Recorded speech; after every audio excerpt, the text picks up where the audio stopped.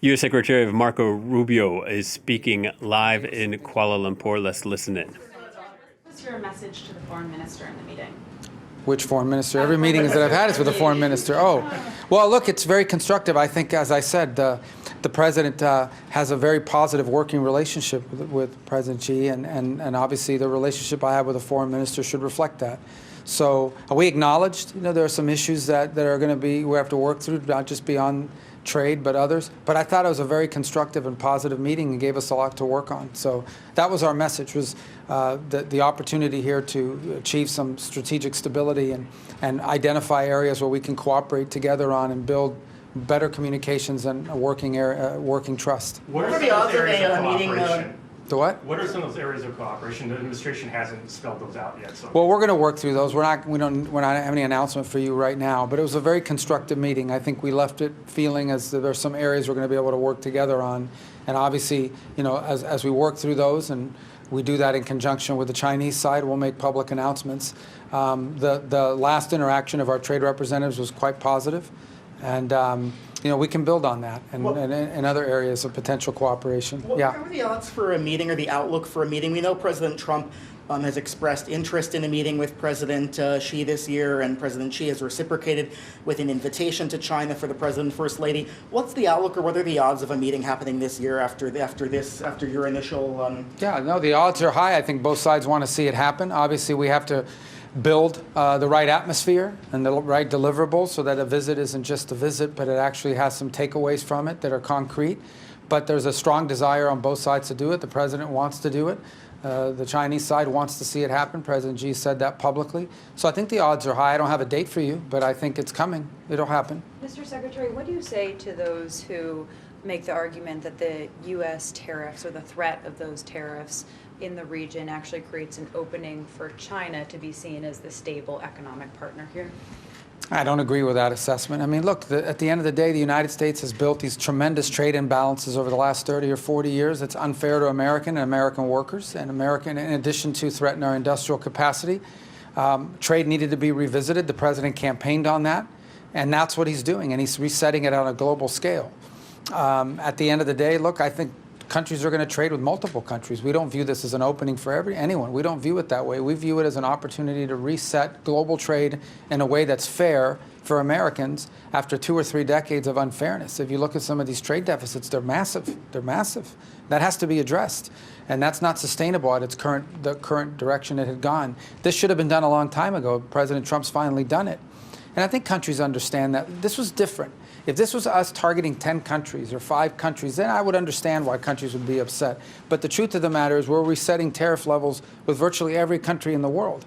And so I understand if you had a deal where you were running these huge trade deficits with the United States and exporting a lot to the U.S. and built your economy around exports, but had very little import or very little economic activity coming in from the United States, I understand why you don't want that to change. But I think most mature leaders, and everybody here is a mature leader, understands that that's not a sustainable dynamic.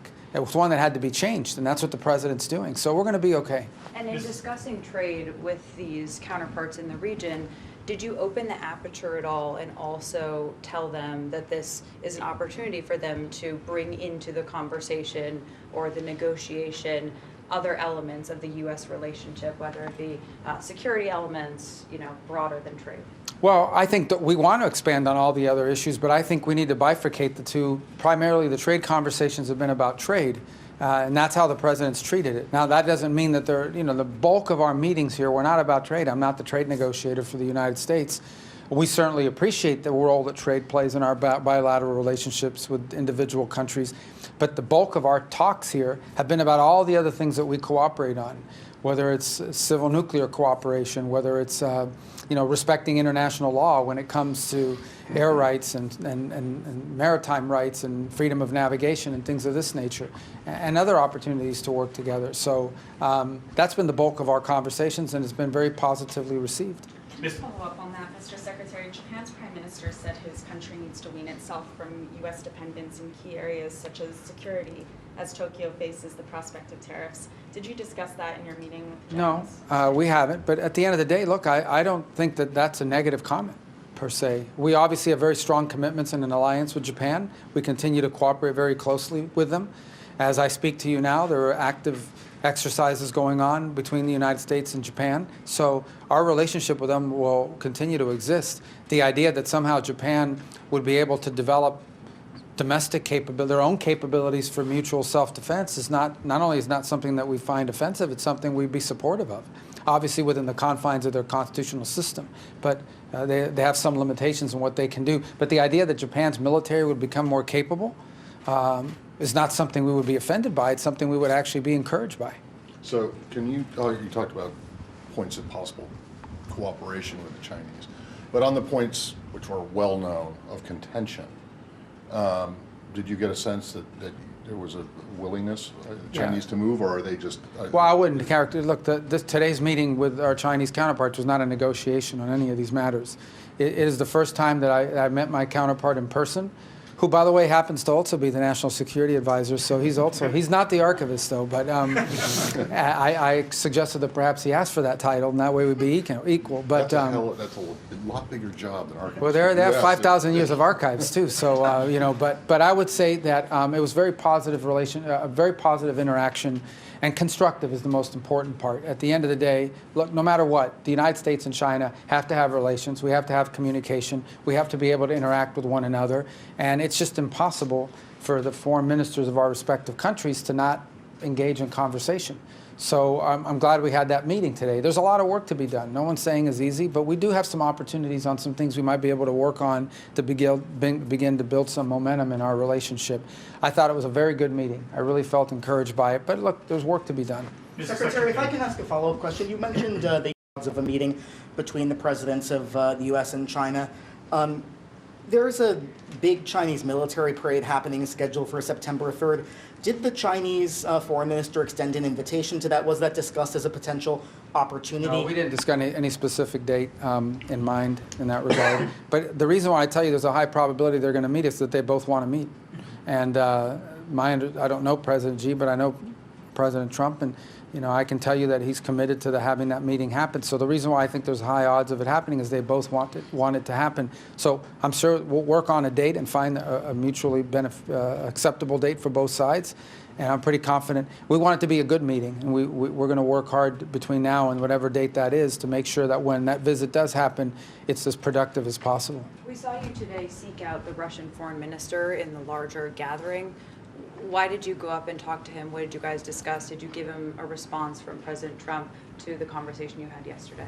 No, it was just a follow-up on an unrelated item to our conversation yesterday, and I'll leave it at that. Mr. Secretary, many Japanese people are concerning about the U.S. policy, which is demanding drastically increased defense spending. Do you have something to comment? How do you think? Well, I wouldn't characterize it as a demand. I mean, we've encouraged them to invest in certain capabilities. It's less to do with the amount of money and more to do about certain things they can do. At the end of the day, we are in an agreement with Japan on collective self-defense, on the ability to come to each other's aid in a time of conflict or in a time of danger. And there are certain capacities that we think they have high capability. We understand, there are dynamics that constitutional and legal limit their ability to invest in certain things versus other things. But we have a very close relationship with Japan, very close. You may not know this, it's an inside joke that's now an outside joke, and I'll share with you, and that is that I believe I have met with a foreign minister of Japan more than any other foreign minister on the planet in my 5.5 months in office. I think we're up to like 9 or 10 meetings we interact. And how we joke with each other is that we see each other more than we see our respective spouses. And so it's a very close relationship, a very historic relationship, and one that's going to continue. So I think anyone who's looking for like drama or division there shouldn't be doing it, because the truth of the matter is our relationship with Japan is very solid. And obviously we're both open democratic governments, so when there are some differences of opinion, it's going to be public, not private, but I don't see that as a negative. We have a very strong and very good relationship with Japan, and that's not going to change. Mr. Secretary, in your conversation with Foreign Minister Wang, did the subject of Taiwan come up at all, and in particular the recent military drills being held by the Taiwanese? No issue about drills. I think the Chinese position on Taiwan has been expressed. I don't think it's a mystery to anyone in terms of where they stand on it. And our position has also been expressed pretty openly. So it was not, as I said, our meeting today was not a negotiation or a back and forth on items. It was more about establishing a constructive baseline where we can continue to talk on multiple fronts, including trade, but beyond trade. Secretary, if I can ask a question about your meeting with Vietnam, a country with one of the largest trade surpluses with the U.S. We've heard that there was maybe some misunderstanding about the agreement announced last week for a 20% tariff, that the Vietnamese weren't confident that that was fully agreed to, that perhaps they were looking for a 10 to 15% tariff. Was that an issue that they raised, trying to lower their tariff level? Was that the tariff an issue that they raised during the bilateral meeting? Well, the issue of trade was raised. I'm not the negotiator on trade, and neither is the foreign minister. And so we weren't here to negotiate a trade deal. And I'll refer you to our trade negotiators as far as the status of that. Clearly, Vietnam feels that if they enter into an agreement with the United States, they want to have a tariff rate that's at least as good as, if not better, than other countries that don't have a trade agreement with us. But I'll leave, that I have to refer you to our negotiators because I just don't know what the status of those negotiations are at this point. On that, the president did announce that there was an agreement reached with Vietnam, and yet Vietnam is saying that they never reached that agreement. So they must have raised this issue with you today. No, I mean neither that issue. We just wasn't a trade meeting. We didn't. I'm not saying it's not a relevant issue. It's just not what the purpose of our meeting was about today. We talked about a lot of other issues, but perhaps the reason why it wasn't raised is because I'm not the trade negotiator, and these were not trade meetings. Mr. Secretary, can I follow up on your meeting with Lavrov yesterday? Have you had a chance to speak to the president about the ideas that were discussed in that meeting? And what did you discuss with the foreign minister this morning? Which from Lavrov? When you spoke to him. Well, I went to talk to him about another topic. It's not big or mysterious. It's just another topic. So and I'm not going to. We'll leave it at that. And as far as I did speak to the president last night, and but I have no news to report to you on it right now. But like I said, I thought yesterday's meeting. I don't want to oversell it. Okay, but it was constructive, and there was some things that perhaps we can build on. Maybe not. I don't know. We'll find out. But there are some things that we will potentially explore, and I relayed that to the president and our team last night. The president says that there's going to be an announcement coming relevant or relating to Russia on Monday. Can you tell us a little bit about what his thinking is based on your conversation last night, where things currently stand? No. I mean, that's what Monday will be about. What about, he did say that there's a new agreement between the U.S. and NATO to get new U.S. weaponry through NATO to Ukraine, and NATO is going to fully pay for that, according to the president. Can you explain to us exactly, number one, how that's going to work, and when those weapons, as part of this agreement, will actually get to Ukraine? Well, I think what you're referring to is something that Ukraine has already offered, and so has Europe, and that is to buy weapons from the United States and then provide them to Ukraine. At the end of the day, that some of the systems that Ukraine requires are systems that Europe doesn't make. They would have to purchase them from the United States. In addition to that, I would point to the fact that a number of the defensive weapons that Ukraine seeks, our allies in NATO have them. So as an example, Germany, I believe, has 13 or 14 Patriot batteries. Other countries do as well, Spain, others. And some have placed orders for that.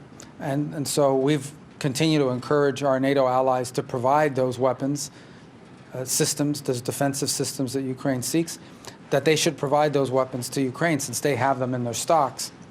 And then we can enter into financial agreements with us where they can purchase the replacements. So these are existing systems. This is nothing new. It can be both. I mean, but at the end of the day, I mean, it's a lot faster to move something, for example, from Germany to Ukraine than it is to order it from a factory and get it there. So there are a couple different ways to approach it. But the key is that there are existing capacities within existing U.S. systems within Europe right now that could be transferred to Ukraine, and then the Europeans could purchase the replacements from the United States. That's one aspect of what I think the president was referring to yesterday. Just to follow up on the Taiwan issue, did Foreign Minister Wang warn you against welcoming President Lai in a transit visa through the U.S.? Did he transit visit through the U.S.? Did he mention this was not a warning type meeting. I mean, obviously, we understand their viewpoints on Taiwan. They're well stated. They've been stated for many years. And but this was not a meeting where neither side warned each other about anything. This was very constructive and productive, and I hope that that's how they reflected as well, because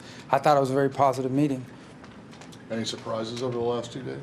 Surprises? Yeah. No, I don't think so.